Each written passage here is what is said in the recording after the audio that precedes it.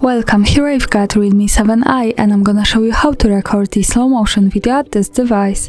So at first we have to tap on the camera button to open it, and for now we are in the standard photo mode. Let's change it by using this settings bar and just simply going to the right to more. Here we have access to other modes of this camera with the slow motion. So let's pick it.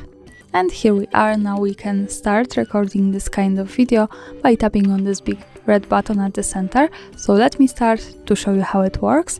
Maybe let me give some space to my camera.